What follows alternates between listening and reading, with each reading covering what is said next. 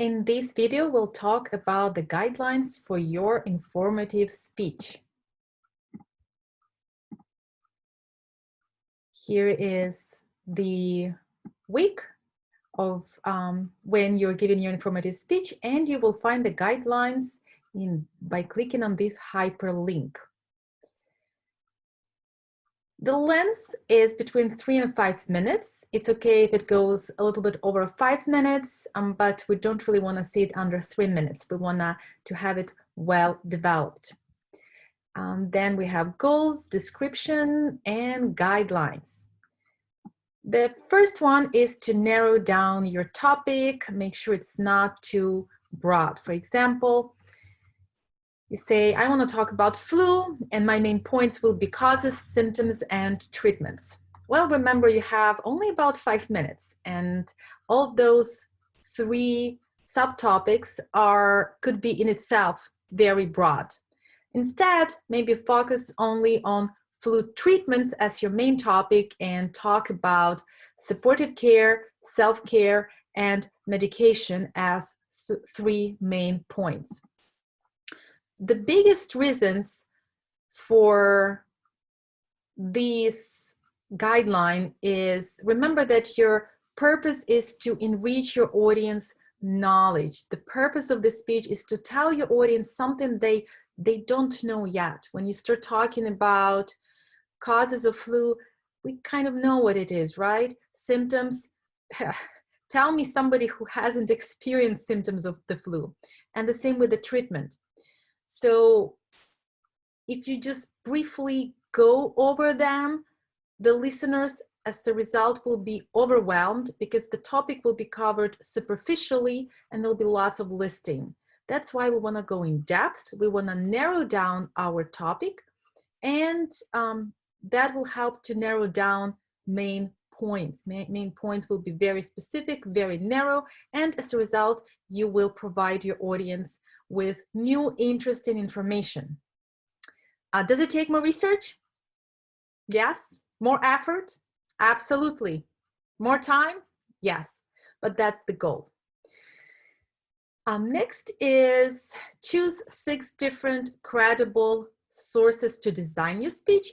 And if you think about it, if you're using 3 credible resources, then you will have to really narrow down your speech and to provide very specific information for your listeners. Bonus, if you ask your librarian for help, either with the research or showing you any database, then ask them to email me and you get 5 extra points toward your speech. I absolutely love giving my students extra credit, so please don't hesitate to ask for help. Third one, fully cite each of your sources. There's a specific video on the same week when your informative speech is due about source citation. Let's briefly cover what we need to mention. We have here 2 columns. The first one talks about invalid source citation, and second is appropriate source citation. For the appropriate one, remember to state each source every time you use information that comes from it. Don't use phrases, all my information comes from this, or all my information comes from that. Invalid source citation, mentioning just author, for example, as stated by Dr. Lafford. The proper citation, the very first time you mention this resource in your speech, you state author, as stated by Dr. Barbara Lafford. Qualifying statement, who is this person? Why we should believe this person who is talking on this topic? Here's a qualifying statement. Professor of Spanish Linguistics at the Arizona State University. Year, how recent is this information? In her 2006, and then article, the effects of study abroad versus classroom context on Spanish. Dr. Lafford was my advisor, so this is something that is credible, right? So the very first time you mention one of your 6 resources, this is how you phrase it, especially qualifying statement. We really want to know what is the organization, who are the contributors to the website. Maybe it's biased. So show us that you've done your research well and show us that this resource is credible. If you have to mention, and you will, the same source second, third time in your speech, you can just mention previously mentioned article by so-and-so. And don't use URLs in oral citation according to www. That doesn't work well. That doesn't flow well. It doesn't sound really credible. Use a full name of organization, institution, archive to which your website belongs. For example, according to PubMed, that is a free full-text archive of biomedical and life science journal literature at the US National Institute of Health, and then your piece of information. Is it a mouthful?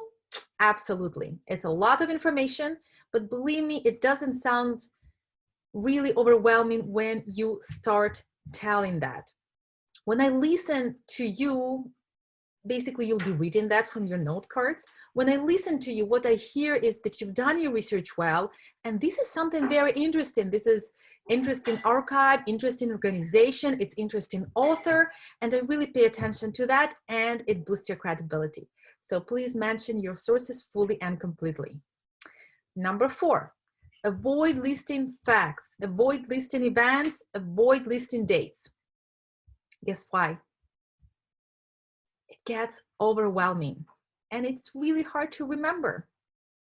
Ask yourself, what's my purpose for my audience in this speech? You want them to remember something, right? You want to enrich their knowledge. You want to give them new information. If you keep listing, chances are they will not remember what you will be saying to them. Use examples, stories, vivid descriptions instead. For example, for your informative speech, you choose to talk about a person. Maybe it's Nelson Mandela. Here's an example of listing that I recommend to avoid. Nelson Mandela was born in 1918. His father dies in 1927. Mandela goes to Methodist Church, etc., etc., etc. Too much information, too much listing. Instead, tell us what is the meaning behind a name Nelson as compared to his birth name and what it meant to him. That was his English teacher who gave him that name, right? There's an interesting story behind that. What was a role that Mandela played to end inequality in Africa?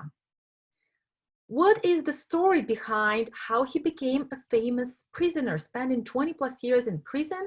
There's absolutely interesting stories behind that. If you shape your speech around stories, about anecdotes, vivid descriptions, it will be much more memorable. And that leads very smoothly to number 5. I just talk about stories and descriptions as supporting materials, and here are other examples of supporting materials you can use to avoid listing in your speech. Maybe results of scientific studies, maybe examples, maybe statistics. So it depends on the topic. For some topics, maybe something about history or somebody's life, stories, narratives, descriptions will work better.